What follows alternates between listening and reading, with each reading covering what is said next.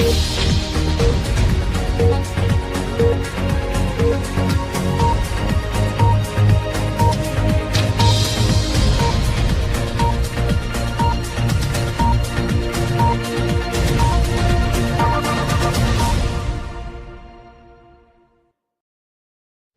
gonna pull the whole thing down. I'm gonna bring the whole fucking diseased, corrupt temple down on your head. It's gonna be biblical.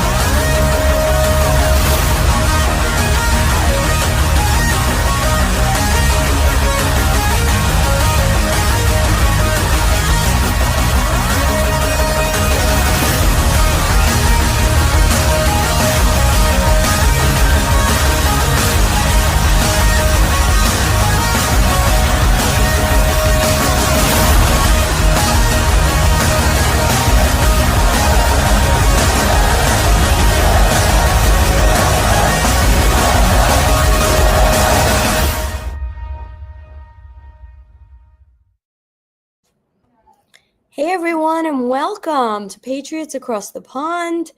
And we are here today with Stu, my partner in crime.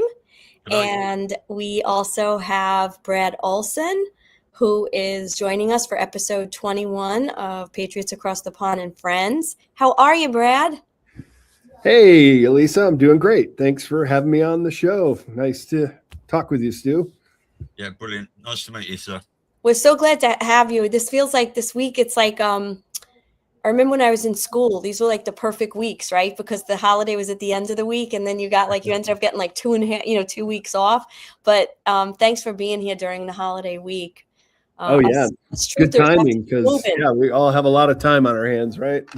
Yeah. So for everyone that's joining us today, just if you're not familiar with Brad, he's got a new book coming out called Secret of Antarctica Hidden in Plain Sight. And I'm just going to read a little bit about his background if anybody is not familiar with the wonderful work he does.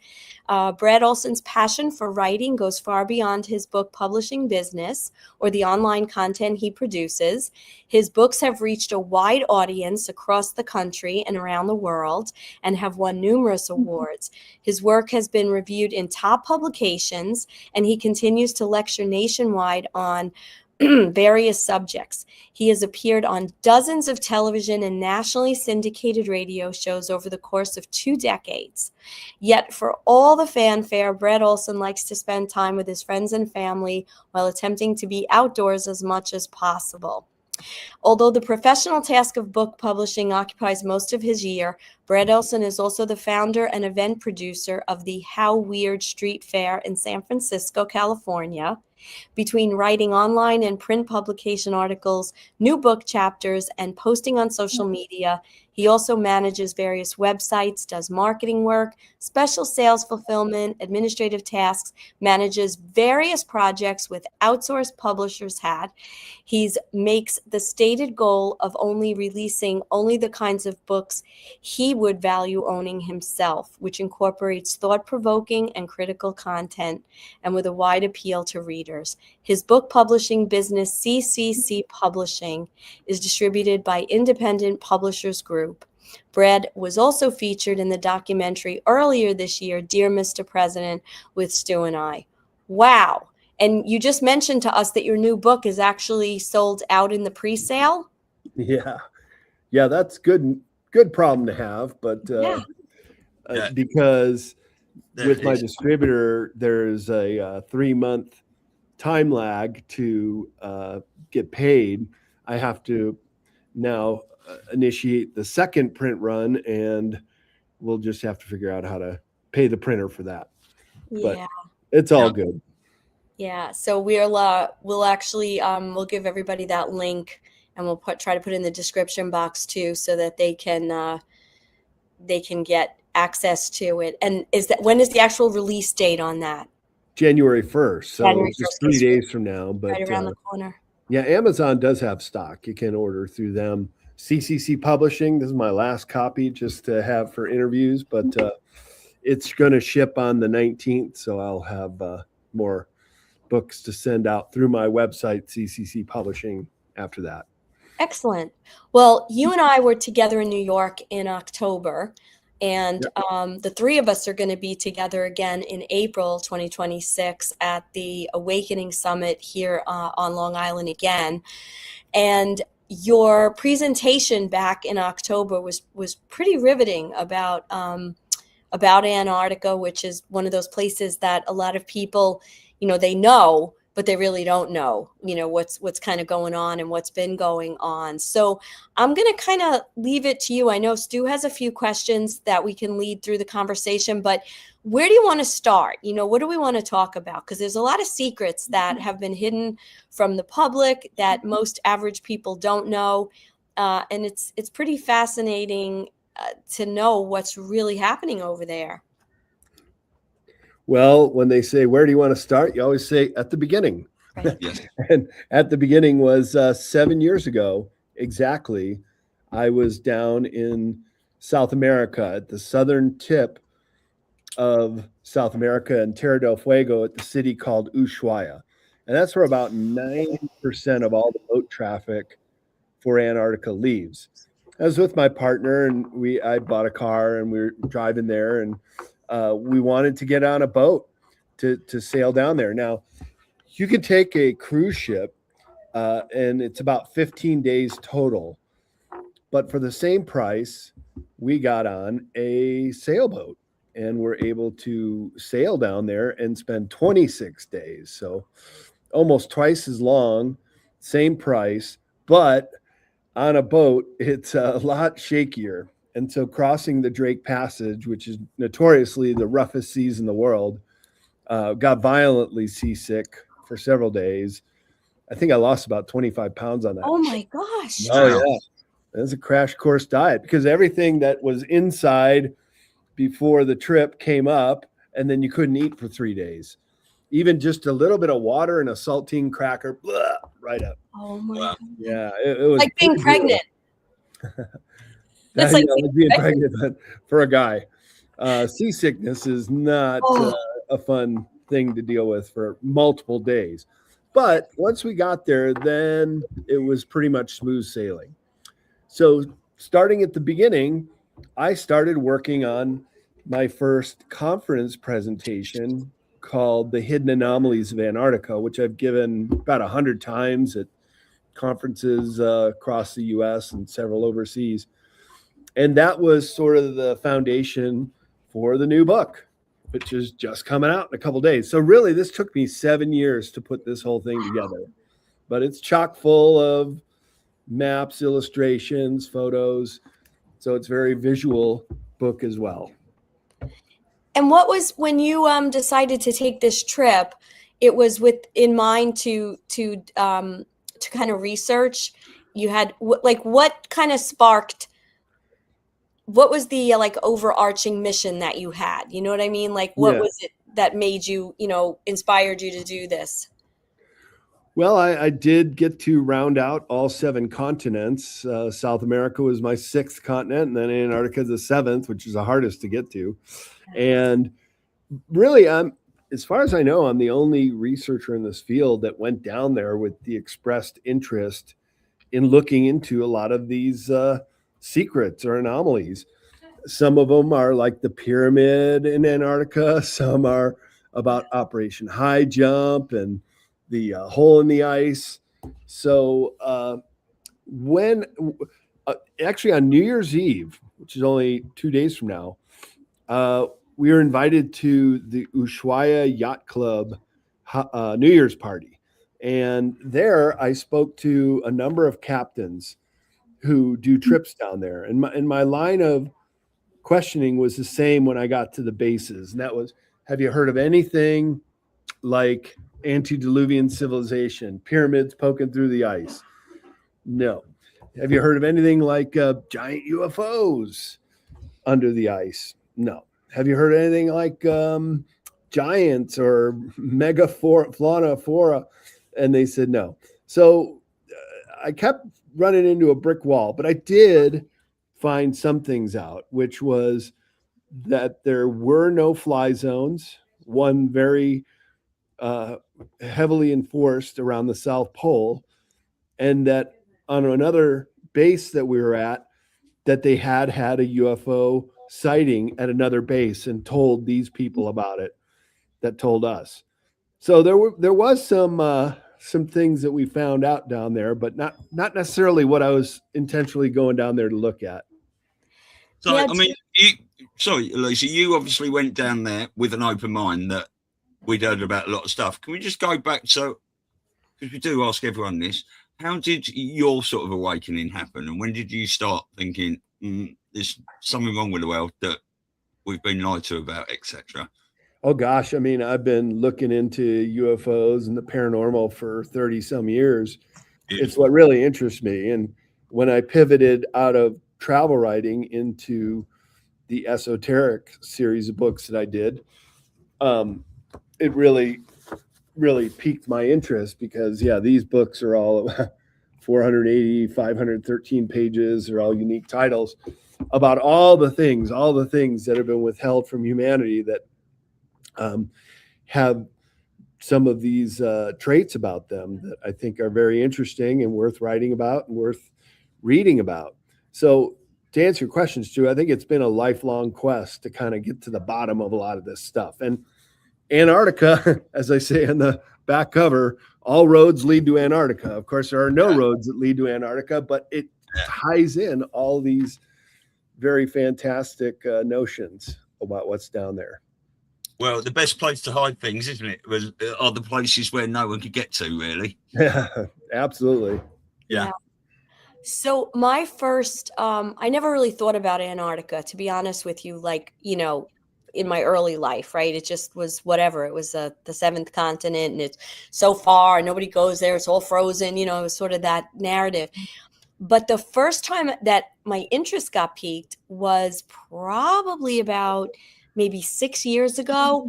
I was reading about aliens because, you know, I spent my summers in Montauk as a kid and never thought about it. You know, it was a fishing town back then. Now it's very glitzy and everything. But when I was a kid, it was fishermen and fisherwomen. And I started to like research about the Montauk Project and all that kind of stuff. And it freaking freaked me out. Okay. Like, won't even go there, but it freaked me out. And I couldn't read about it for like a few months. Like I literally thought I was going to open the door and see like a gray, you know, like I was so freaked out. So, but then I started, you know, coming back to that about a year later, and I read about Operation High Jump, right? That was the one with Admiral Byrd, correct? That's right. And that's what's depicted on the cover, the Battle of High Jump. Okay. So that was my first interaction or eye-opener about, now what I read, and I don't remember the source, right? Because it was, you know, something, so you correct me, but my understanding was that he went down there, and I don't remember all the details, but he went down there and was greeted, I don't know if that's the right word, he was met by aliens that basically, told them to get the hell out of there. And I think there was some battle. I'm not sure, but they were very overpowered. And that's kind of what the findings were. Now, of course, I'm leaving out so many details and information that you probably know better than anyone. But that's when that was at the point where I started to really believe that so much was being hidden from us in that area. Yeah, there's still contention whether these craft that came up out of the water that attacked the ships in High Jump were perhaps remnants of the Third Reich, of the Nazis that had moved a lot of their equipment down there, or they had been allied with the reptilian force. So it's still unknown who piloted those craft. But indeed, there was a conflict that took place in which it turned around the Operation High Jump, which was meant to be a 6-month expedition after only 2 months.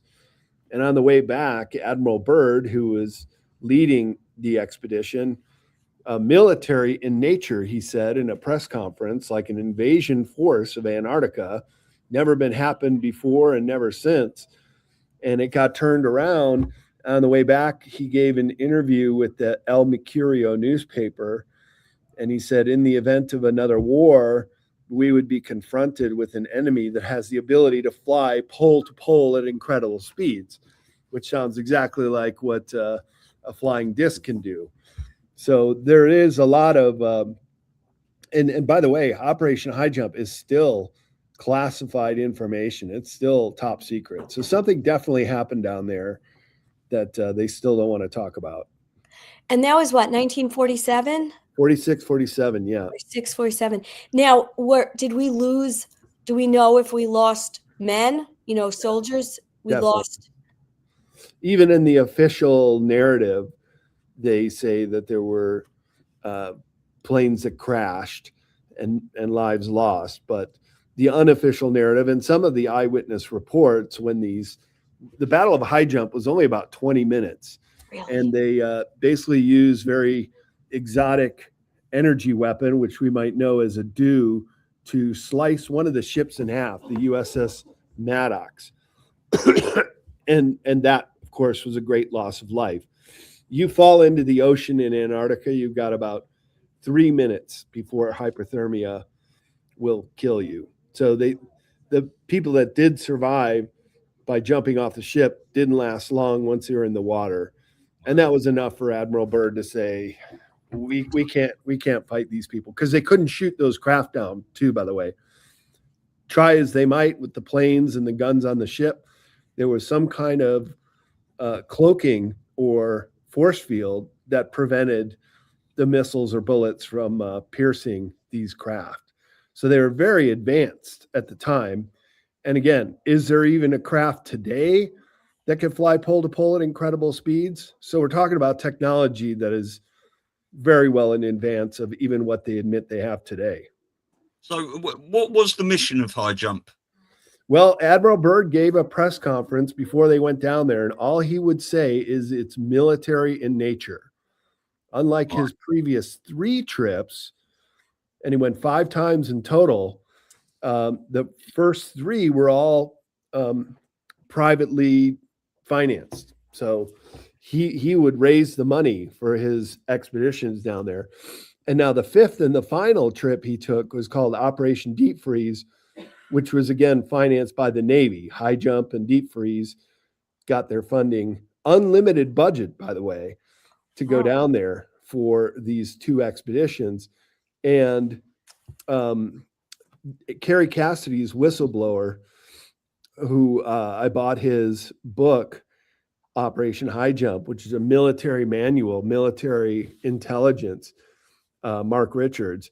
He says in his book that the Germans had acquiesced to the demands of the Allies and landed a craft on an aircraft carrier that they took out to the U.S. right away. So the Antarctica Germans, they knew that they couldn't go into a full-scale war with the world.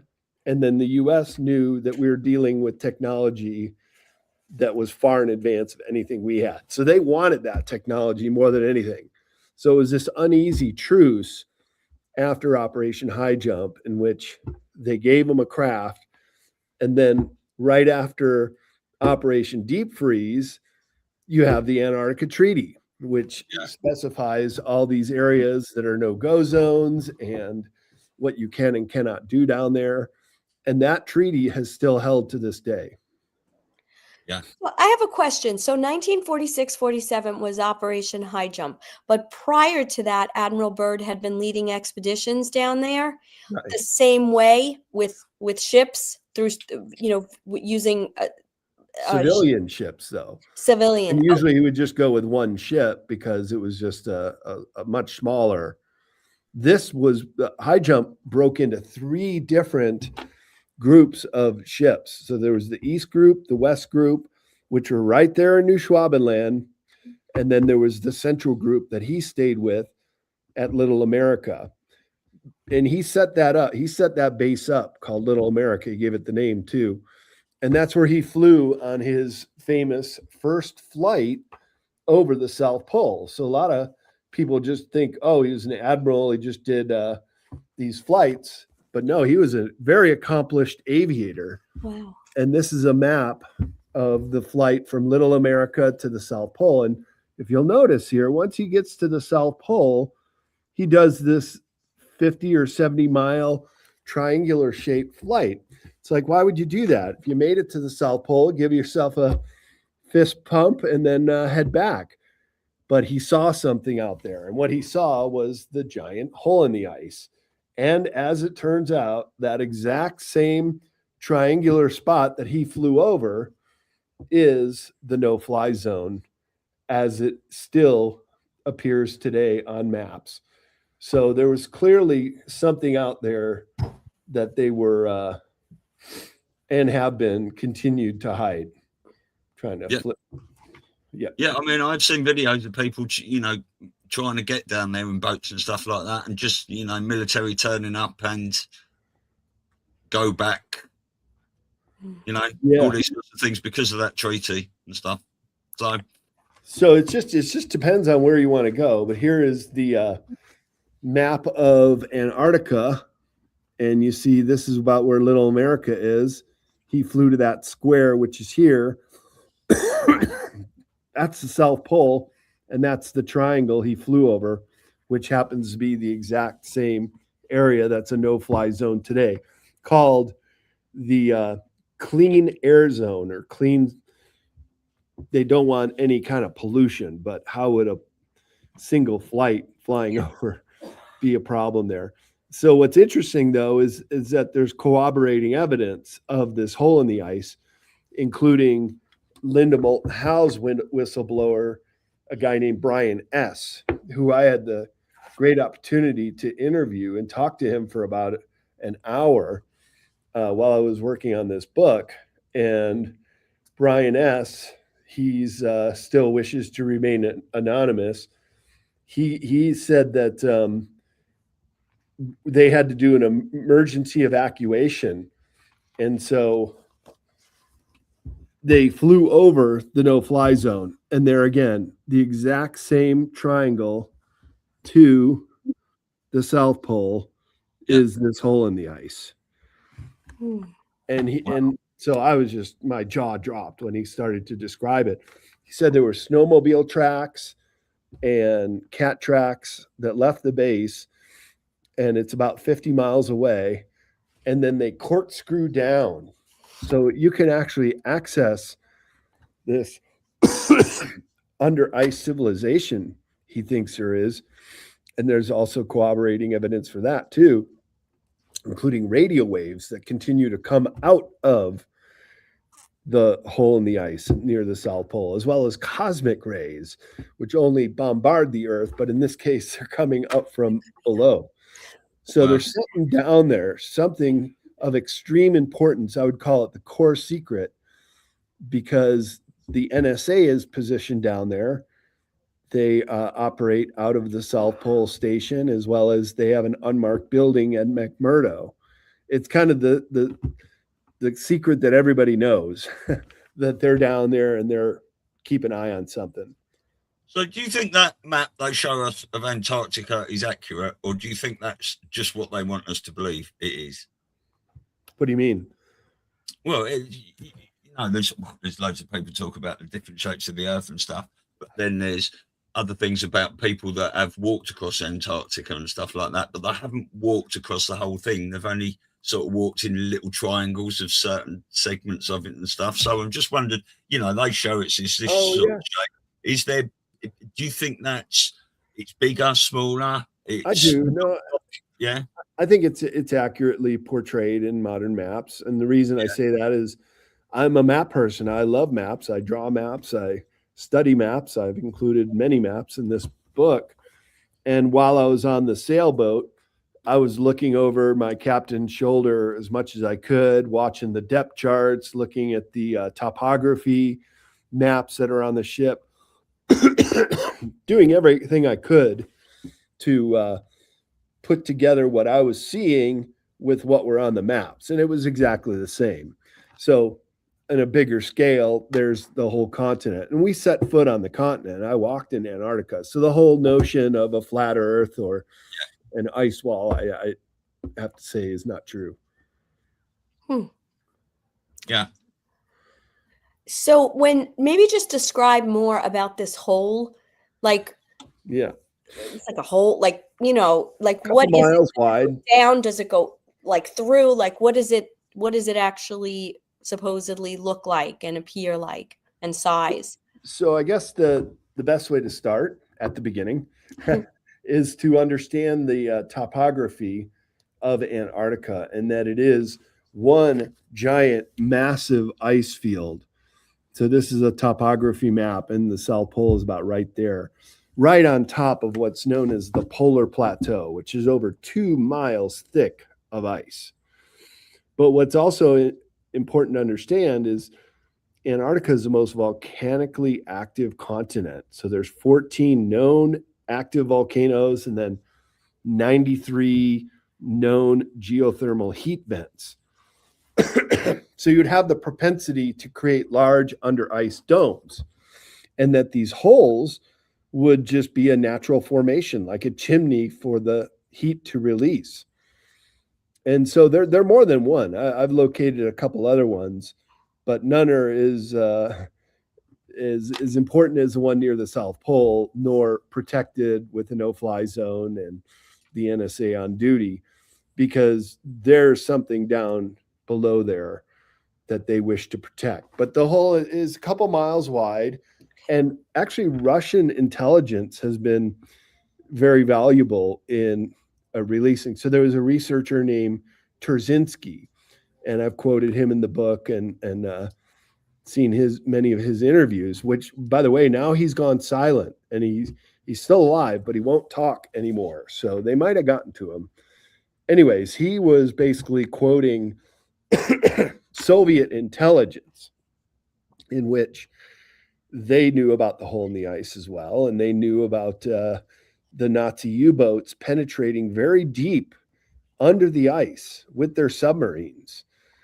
And we've actually mapped it out. Some of these maps came out of the Soviet Union right after it collapsed, including very detailed instructions. How to get to the lighthouse of Agartha, which this is in the 1940s. They already had the U-boat routes mapped out. So I had this research assistant that came, excuse me, still got a cough from my trip to the UK. A research assistant who came with the maps and information about how to get down there. And we charted it out from the German U-boat maps. And it came to within 100 miles of the South Pole. So you can not only fly into the hole, you can drive into the hole, you could take a submarine to this area, which is just remarkable. Wow. So what do you think's down the hole? Well, Bird comes back for his 4th trip in Operation High Jump. He'd already been there once before and saw the hole. And then, excuse me, shoot. In his diary, he describes going down there. And Going down the hole? Yep. And this was prior to high jump. Yes. So he was going down there privately as opposed to with a military crew. Yeah. No, this is the military trip. Oh, but he's also an aviator, and he knew the route. So they fly back there, and he's only allowed to bring one person, Howie, his radio man. And they fly in there, and he describes a landscape that shouldn't be there with animals and verdant green valleys and stuff. Well, do you want to get a glass of water or something? Yeah, I would, if you don't mind. Yeah, cool. That's all right. We'll be here. I was just looking for a pause, but I don't think he's got one when you're on a live stream, so that's no stress at all. But of course, I'm over here hacking too. We both getting over some colds. Yeah, well, I had a bit of a sniffle and stuff, but you know, I'm in the UK. Obviously, everyone's got a bit of allergy here, up and down. But if you take your vitamins and your NAC and all those other things, you know, while he's taking a break, I'm gonna just grab a lozenge. I'll be right back. Yeah, that's okay. Yeah. Oh, I started me coughing now. How wonderful. So, how is everyone out there? It's nice to see Wendy out there, Brett, Jenny, Kate's in. Love to all you guys. Much better. Yeah, no worries. I couldn't see you struggle like that. Elisa's just gone to get a lozenge. We're all coughing now. It's going around. Yeah, so what do you think is down the hole then? Because we've heard so many stories, and obviously with all the pyramids there, because there's pyramids all around the earth, isn't there? They're not just, you know, in Egypt and places they've portrayed they are. No, I would agree with Admiral Byrd's diary. And look at the headline: a secret expedition and journey to a paradise inside the earth. So he describes it as a paradise. So we're talking some sort of hollow earth, obviously, because we've all heard so much about tunnels and what lies beneath and things like that. But there is meant to be another world down there. Or worlds. Well, in this case, it doesn't necessarily need to be inside the earth. It's just under the polar plateau. Yeah. Of 2 miles of ice. Oh, I see. Yes. Yeah. If you want to call it that, hollow earth. But I do have a chapter on the hollow earth entrance at the South Pole because it's so important, and some of the findings of the Ahnenerbe Society, which were the German secret society that was looking into all this stuff. So they had. Oh, go ahead. I'm sorry. They'd come back from Tibet with a whole bunch of information pertaining to the hollow earth and Agartha and Shambhala, which is in Tibet area. And as soon as they came back in 1938, the Nazis executed their first trip down there to New Schwabenland. So they wasted no time, let's put it that way. They came back with something from Tibet, maybe the directions, how to go under the ice with the U-boats, and then went to set up their colonies. And they set up not one, but I've found 3 locations of German colonies. Yeah, well, certainly Operation Paperclip and stuff. It wasn't just about taking people to America, was it? It was in certain places around the earth, I think. Yep. Because the first was called Base 211. And then that was around the Schumacher Ponds area in New Schwabenland. Then the second was New Berlin Base. And I think that was underground, which is what Admiral Byrd may have seen, because there were German Flugelrods or UFOs that intercepted his plane and then took him to the domain of the Ariani. But the pilots were very Germanic, and when they flew out, they said Auf Wiedersehen, which is goodbye in German. And then the third is the Thule Refuge, which is an underground base, but has these, which, by the way, Google Earth has now blocked them out, but there are these openings. Here's a picture of one of these. You could fly a plane into them, and there's 2 of them right here. So I think this is the Thule Refuge, and all you can see on Google Earth were these big openings to fly craft into. But now Google Earth has scrubbed those. So they're starting to take things off. There was a time there was much more openness on Google Earth, but I've certainly come across many places that they just put a layer over it, and okay, you're not allowed to see it, and that's that. I imagine you spent an awful lot of time at Google Earth. Oh yeah, some of them are like this, and just so obviously putting a layer over it, and nope, you're not looking here. Yeah. So when Admiral Byrd went there, and he kind of flew in, and he saw this sort of beautiful, lush, completely different than the ice, right? That we know about Antarctica. He was immediately met, so to speak, and escorted out. Correct. Will? Well, first they took him to the domain of the Ariani. Then he had, and by the way, even on the official records of this flight, there were 3 hours of missing time. And so that was the 3 hours he spent down there. They thought he was dead. They were going to go collect his body. And he had a meeting with the so-called master in this city, which I think is best described kind of like the city of Oz and the Wizard of Oz, but pastel colors, but a very high-tech city down there. He describes it in his diary.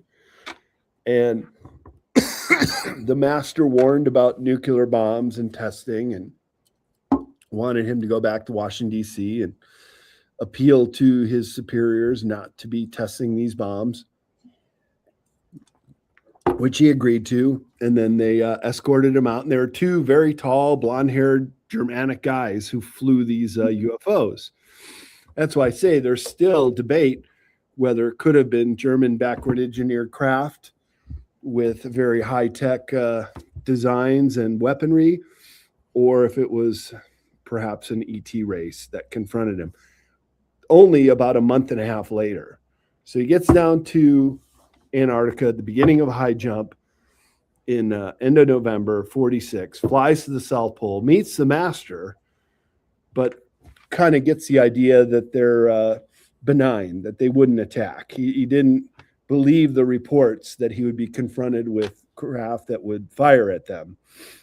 But then that was the case in early 1947. Okay. So, about these people, or when you say master, so basically the boss, I mean, for lack of a better word, or the guy in charge. However, you're describing, Germanic, but could that be like a Pleiadian or a race that is humanoid but not human? Correct. Yeah, I think that's exactly it, Elisa. And he even said that the master could read his mind. Yeah. So at one point, the master says, Byrd inquired, "Why did you want me to come here?" He said, "Well, you're very well known on the surface world." And Byrd thinks in his mind, "Surface world, where are we?"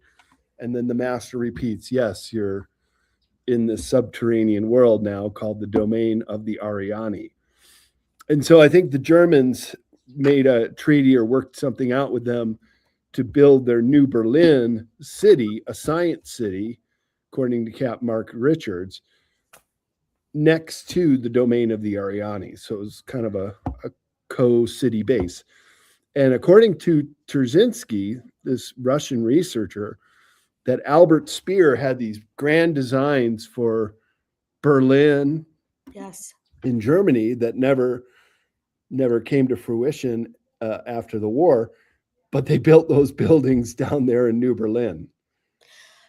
So just to sort of unpack this, if you're kind of trying to put the dots together, you could potentially have this non-human humanoid race, right, that's down there.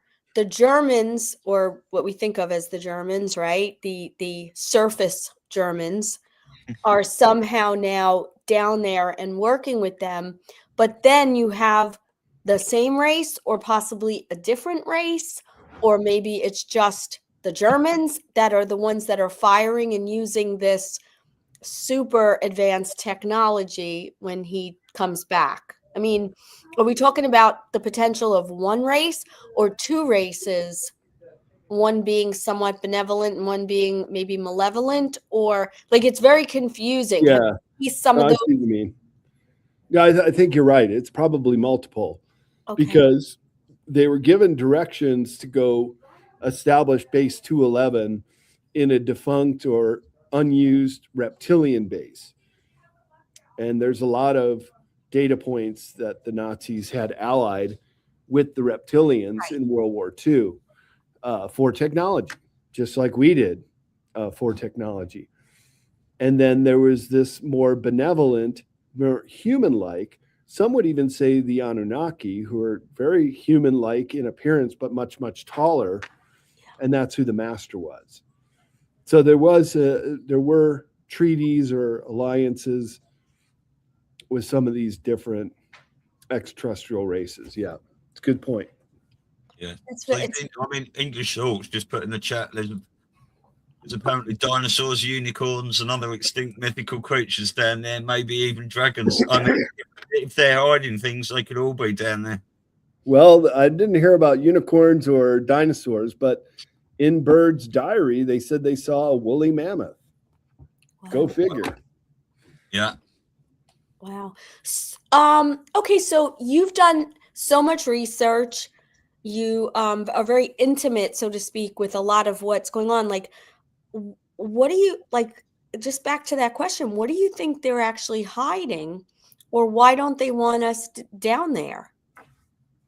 Well, there's been advanced bases or cities for a long, long time. And just like, you may not know this, but out here where I'm at in Nevada, we have the giant sprawling Nellis Air Base. One section of that is called Area 51. There's another section called Area 54. And in Area 54, according to Charles Hall, who was stationed there are the tall whites. There's an ET race that lives there and has been there for quite a long time. So they need the protection of an Antarctica treaty, of a giant no-go base, which, by the way, you can't fly over any of Nellis or Area 51. And just until recently, you couldn't even see it on Google Earth or satellite maps. So it's like the biggest secret that everybody knows, that something's going on down there. And I mean, there's many other places. Extraterrestrials too. Some have been there for a long, long time. Yeah. So, I mean, could it be as simple as they just don't want us there? Like, maybe there's nothing nefarious per se, and maybe they just want their privacy. I mean, it's but like, almost like just not wanting someone to move into your neighborhood. You know, you want to keep it your own ghettoized, closed off area that no one can come into. So, I mean, there is that possibility, because as far as we know, we have pretty much realized that when it comes to this whole pyramid of who's in charge here on Earth, it certainly doesn't appear that it's the humans, or hasn't been. And and that perhaps these other races just want their own space because they've been here for a long time, and that's off limits to us.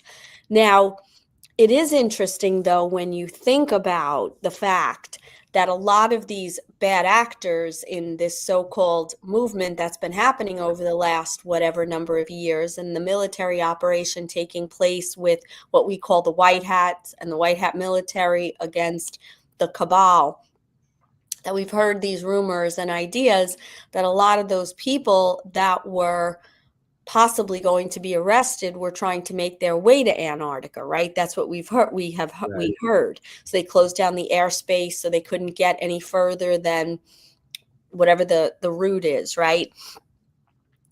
So that's one sort of aspect that comes up. And then there's the other one that says perhaps some of the good people that maybe have faked their death, or were helping in the movement and or behind the scenes could potentially be being held, not held, against their will, but protected in areas of Antarctica. So there's so many so many different stories that seem to conflict, but maybe there's bad and good down there too. If bad people want to escape there, and then we're hearing good people are held there, and then it makes you wonder about what's really going on, because from what we've gathered in the truther community, this goes much bigger than what we always thought were the people in charge, right? The politicians and whether you go another step higher and you've got, the Rothschilds and the Rockefellers, then you go a step higher and you have the Jesuits, and then you go a step higher and you have the white Pope, the black Pope, the gray Pope, it just keeps going. And then what's at the top? Well, we're assuming probably some, alien race, or I don't even want to say alien, right? Because maybe they're right here on our own planet, but a non-human race that's kind of controlling everything. And there's just so many questions that are unanswered, that what is really going on? That's the big question. That's why I wrote a 304-page book, to try to get to the bottom of that. But yeah, all the elites going down there, royal family people, politicians, even Buzz Aldrin, the second man to walk on the moon, went down there all in this 2016, 2017 timeframe. And Buzz Aldrin had to get medevaced out of there, which is no small task. That's very expensive and very difficult to do, because I think he had a mild heart attack. And he made this very cryptic tweet that, "I've seen the face of evil, we're all in danger." And then he took it down the next day, but not before people did a screen capture of it. Oh, the internet Then he gets medevaced out of there. So it doesn't make sense about that, though, because if this is such an advanced race, why would they have to medevac him out? Why couldn't they heal him there? I don't know if he belonged there. Maybe he wasn't allowed their equipment, whatever. Yeah. And maybe. We heard, didn't we, that the first two celebrities to get COVID, Tom Hanks and his missus, that really came out. And they were in Australia, weren't they? And there was rumours of them, they were trying to get down to Antarctica. They did go to Antarctica too. Yeah.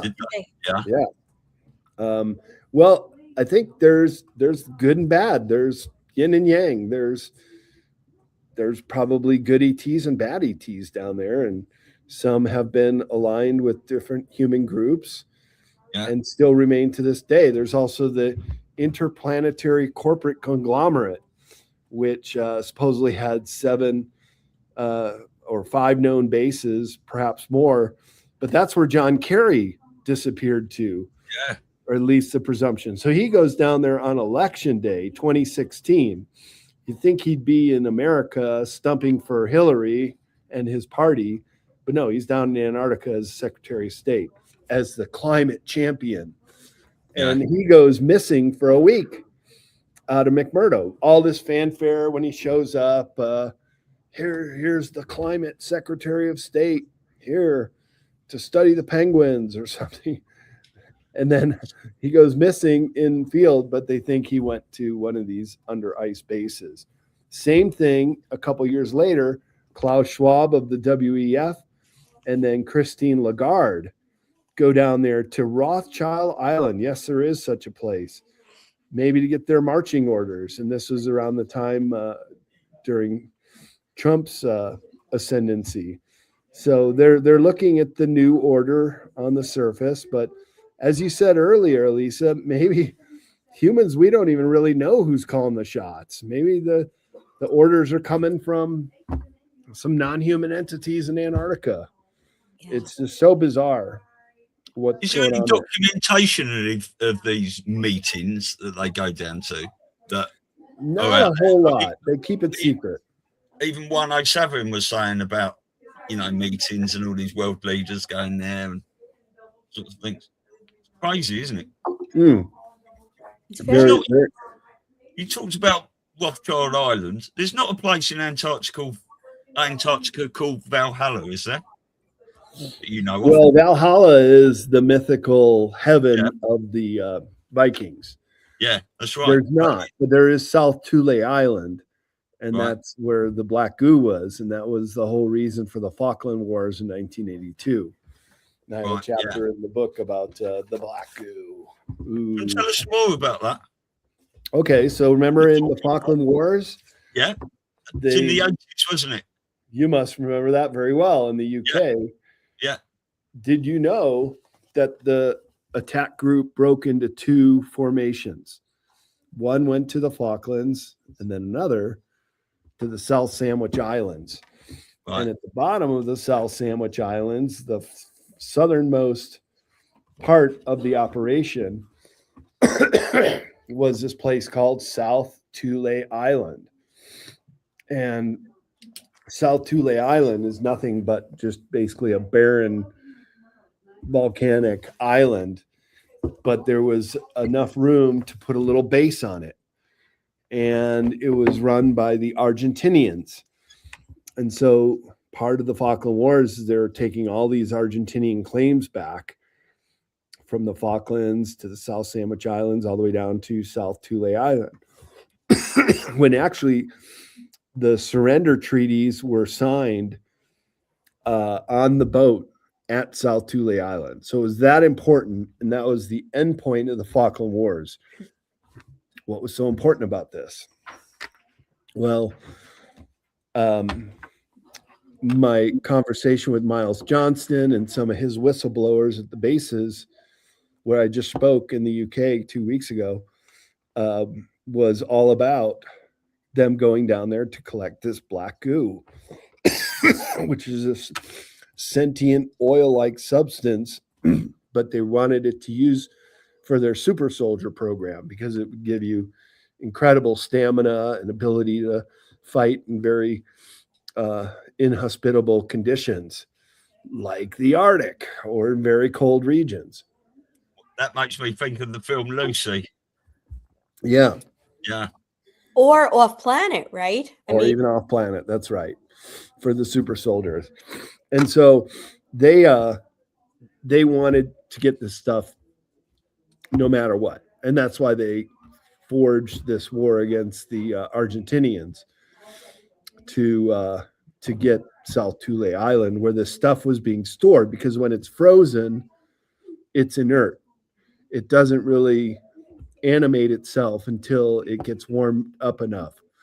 And so the whistleblowers who were part of the collection of the black goo recount that when the ship's getting closer to the equator, the stuff starts to come alive. And if you were to put your finger near it, it would rise up to try to connect. Really? So it can be used for cloning too. And that's why it was originally brought here as a method to clone the human race in the event we were ever going to be overtaken by an ET species. Well, you don't think they put any of that black glue in the COVID jabs, do you? Because they had to keep those at minus 70 degrees, didn't they? Called graphene oxide. Yeah. Is that the same? Is that what the black goo is? It's a version of it, yeah. It's a version. Okay. Okay. And so, again, just from my limited research into all this and readings, and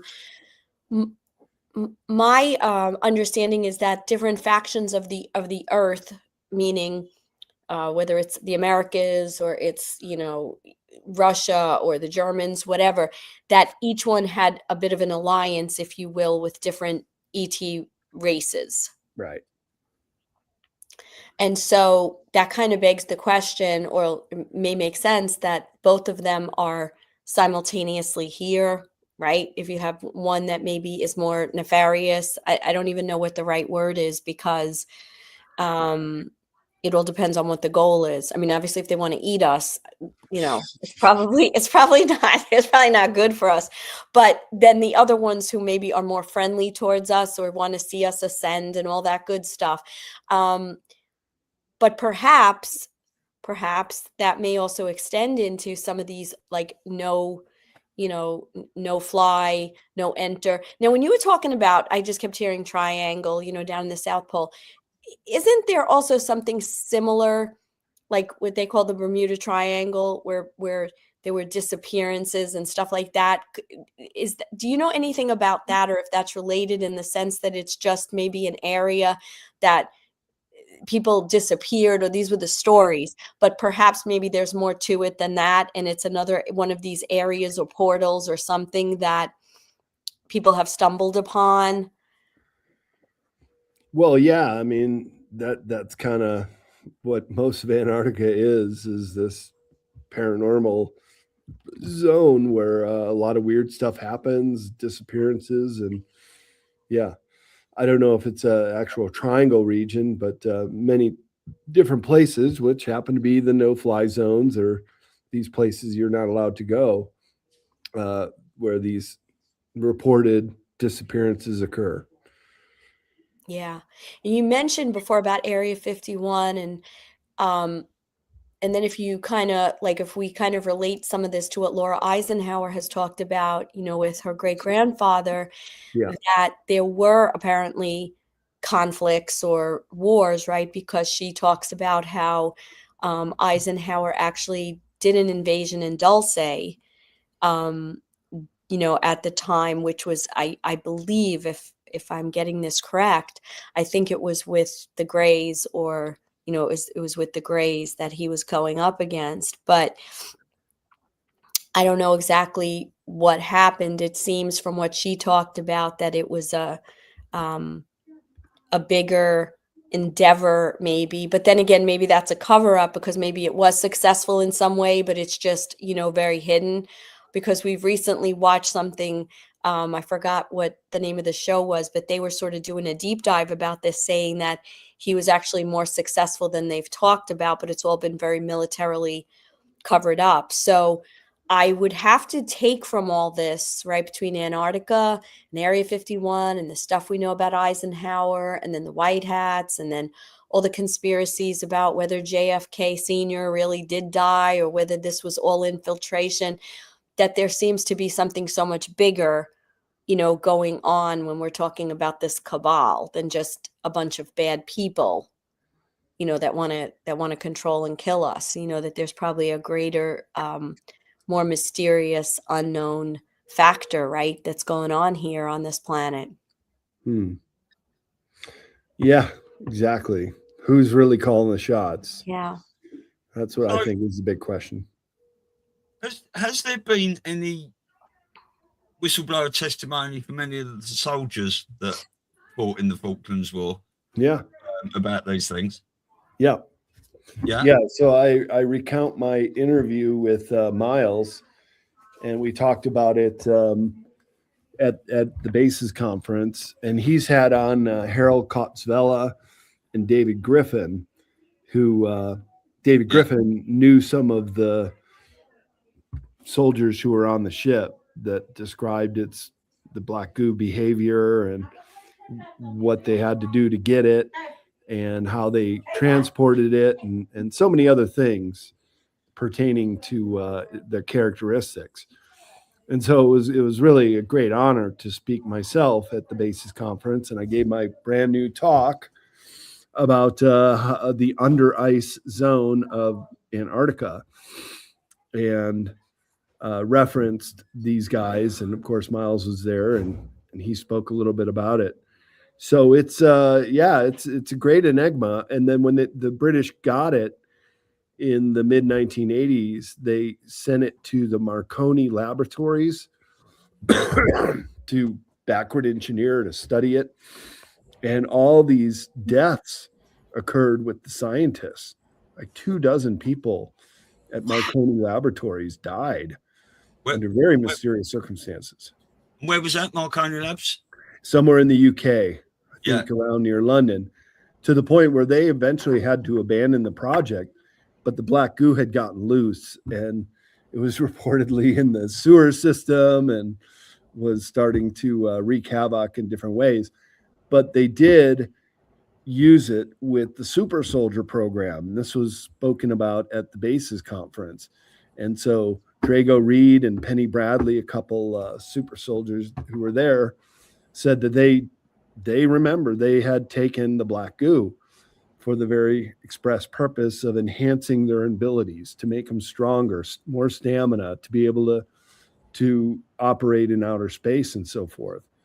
So it just goes deeper and deeper the more you look into it. But now it's been weaponized and actually used against the population, as I said, in the graphene oxide, in ferrofluids, and now you got all these really weird 21st century diseases popping up, like Morgellons, which shows aspects of the black goo and so forth. So it seems to have been released in the world. Even animals are starting to have Morgellons syndrome. Wow. That's crazy. I'm just having a quick look in the chat, see if there's any questions in there. Wow. Elisa's thinking. Yeah, no, it's just the whole thing, right? So here's my concern. You have people like yourself and the people you were just at the conference with, and a lot of these people are whistleblowers, and they're talking about their experience. And my question is, are they safe? Are they controlled in the sense that they know what they can talk about, what they're allowed to talk about, they're not allowed? Do so many people just think, you guys are all nuts, so no one's really en masse going to pay attention to you? Like, you know what I'm saying? These are some pretty interesting and, classified kinds of things that we're taking a look at. And so are these people and super soldiers that are kind of explaining their experiences, worried or? Yeah, some of them are. Some of them feel they've been targeted. I've been targeted. I've had my computer hacked, and I know I'm spied on. And Yeah. But I don't want to be paranoid. I don't want to be looking over my shoulder. It's just, it is what it is. Antarctica doesn't seem to be as hot of a topic to talk about as some of the other things that super soldiers are bringing out. But, maybe I do touch on some things that they'd rather keep secret. Yeah.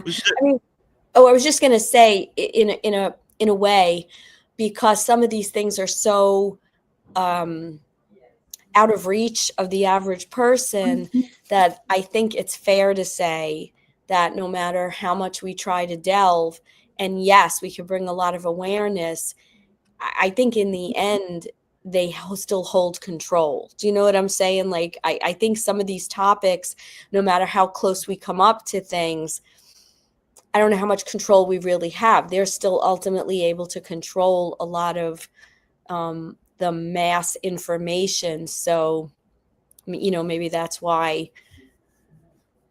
in the end, maybe they don't want you to talk about it. They try to give you that hint, but it's not really like something that that they're worried about, because they obviously have tremendous control, right? They control who can go there.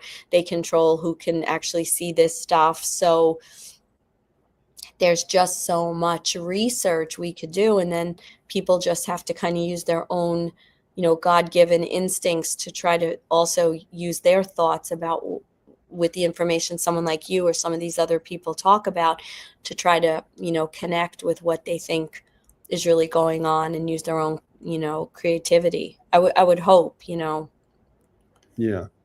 Good point, Elise. Yeah. I mean, we all have intuition, our God-given right of discernment. And I would say try to practice that as much as you can. You might find some of the answers to the questions you've been looking for sometimes right within.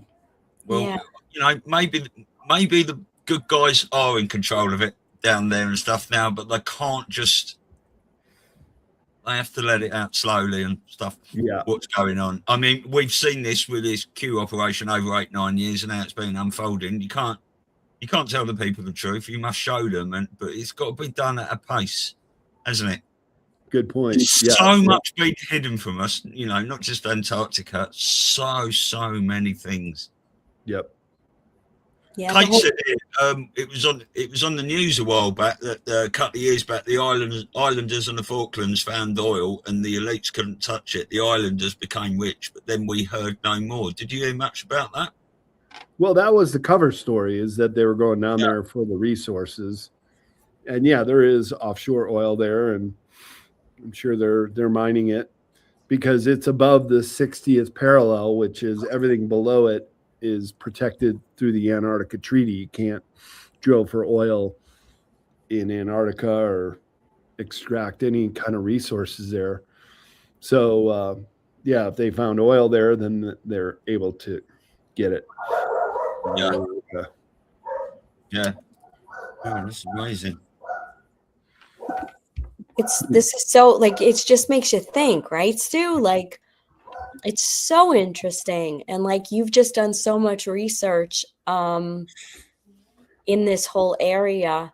And again, I think a lot of these things where we just don't know the final absolute, we conject and you have research. And I think it's just one more way that people need to keep questioning, right? That's what I would say it's all about. Like, you just can't believe what's on the news, and you can't believe what the people we once were told we had to believe, right? And we're there to kind of have our best interests at heart. Maybe the person that has to have our best interests is ourselves. And we need to use our discernment and our common sense about things, whether it's medical, whether it's political, right? Just, you can't just take things at face value. You have to research and question. And I think that's one of the things Q has taught us. You need to keep questioning. And this is just one of those topics that, I mean, we're not taught anything about Antarctica in school. It's just ice. That's it. Yeah, absolutely. And so that's why we got to keep searching, keep looking for the answers, because the powers that be, they like their secrets. They don't want this stuff getting out there to the mainstream. Exactly.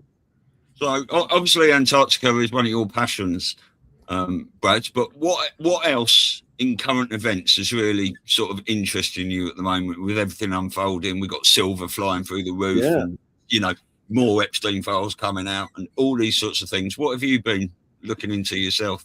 Well, both of those, for one. It's fascinating to see these Epstein files come out, and then I'm also investor in silver and mining stocks, which have just gone through the roof. So quite happy about that. But we've all known that it's been hugely suppressed and kept down. So now it's just finding its natural price point.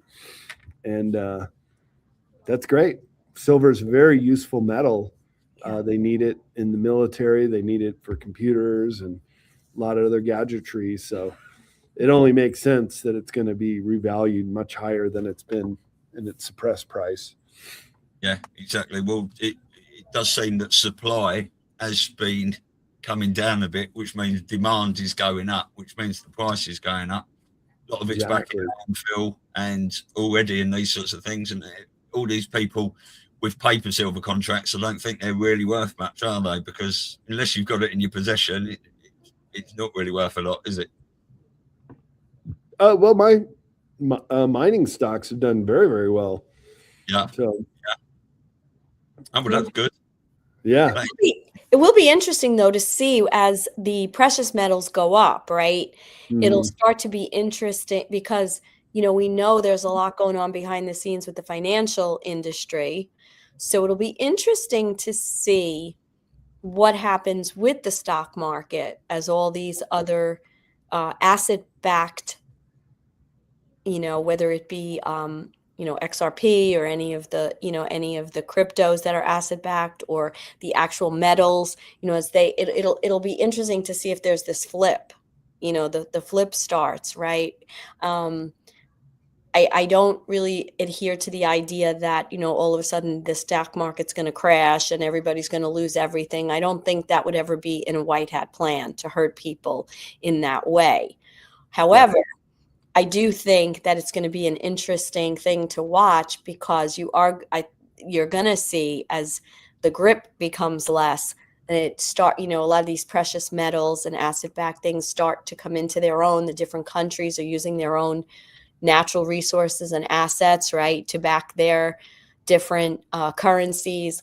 I do think we're going to see big shifts away from what used to be wealth producing. How do you feel about that?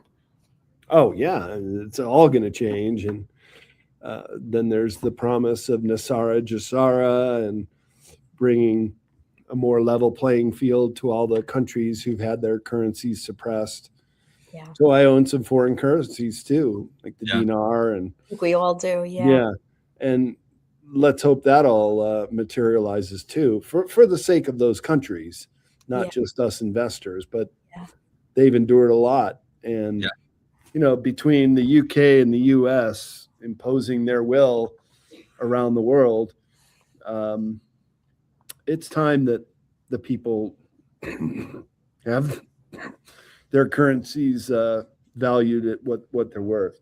Yeah. Well, especially like in the African continent, that continent has just been so raped, and the idea that there are children and people starving, it's just so, it's so mind-boggling when they have some of the richest resources on the planet, So I agree with you. It's about everybody being able to live in peace and just do what we came here to do, which is to just love each other and raise our families and enjoy what God has given us on this earth to enjoy.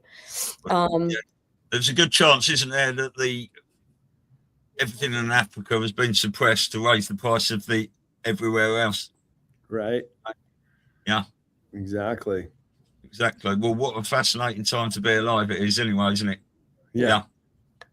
So just one more announcement that for everybody who's local or going to be near New York, we've got April 25th and 26th. We have the New York Awakening Summit, and myself and Stu are going to be your MCs at the event. Brad is going to be coming in, and I got the thumbs up on that for you, Brad. So everything's all taken care of. So you're going to be one of our speakers. We've got a lot of other folks that are going to be there. We got the folks from Truth Stream, Joe Rosati and Scott Stone. We have Derek Johnson coming in. I believe Kerry Cassidy's going to be there for one day, and a bunch of others. We're actually putting our flyer together now, so hopefully by next week we'll have something to get out to everybody. But yeah, if you can make it to New York, please mark your calendars, and hopefully you could get the pre-sale that's going to be going up next month. So Brad, show everyone again the cover of your book. We want them to be able to I've got it on the screen here. Yeah. There it is. Beautiful. Secrets of Antarctica, the untold history of the ice continent. That's a fantastic cover. Yeah, it's beautiful. Isn't it? That looks amazing. I think I might have to make a little purchase of that myself. You won't regret it. It's a great book. My 11th. And I'm very impressed with you going bing straight on the page. Everything we talked about there. I know where that is. Yeah, superb, sir. Well, thanks for coming on. Kate says you need a nice big glass of brandy now with some honey and lemon in it. Yeah, for sure. Sorry about that cough. No, that's fine. Still can't shake it. Yeah, everyone's coughing and spluttering at the moment. So, yeah, brilliant. Thank you for coming on, Brad. Thank you so really much. interested in that. And my pleasure. If anything else happens in the future and you've got some information, or a tall grey comes to visit you and you want to come back on and tell us about it, I might need your help. Well, and I'll see you guys in April. That's going to be great. And as soon as the poster's completed, why don't you forward that to me, Elisa? I'll put it on my website. And by the way, people want to see my conference schedule, go to bradolsen.com, just like my name's spelled. And then anybody want to see my books or other authors that we publish at CCC Publishing, including Laura Eisenhower and Michael Jaco and several others, go to cccpublishing.com. And if you order one of my books, I can sign them for you there too. Excellent. Oh, that'd be brilliant. Great. Excellent. Okay, Brad, thank you very much. Thanks, you. Lots of love. See you. And where we go, when we go, all. There always. We go. All right. Guys. We'll see you guys in April. Bye. Bye.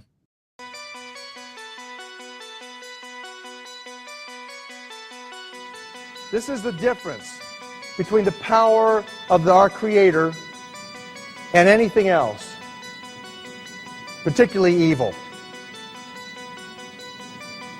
That you can go into a pitch black room full of evil, full of darkness, and light a little candle, and instantly that darkness flees.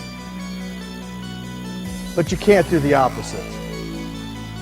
You can't go into a well-lit room full of truth and wisdom and righteousness and joy and health and harmony with the universal power. And you can't take any amount of darkness and go into that well-lit room and have any effect whatsoever. That is the metaphor which I frequently think of when I think that I'm not empowered. It is the greatest lesson for me, and I think for everybody else, to know that we're on the winning side and that we win in the end.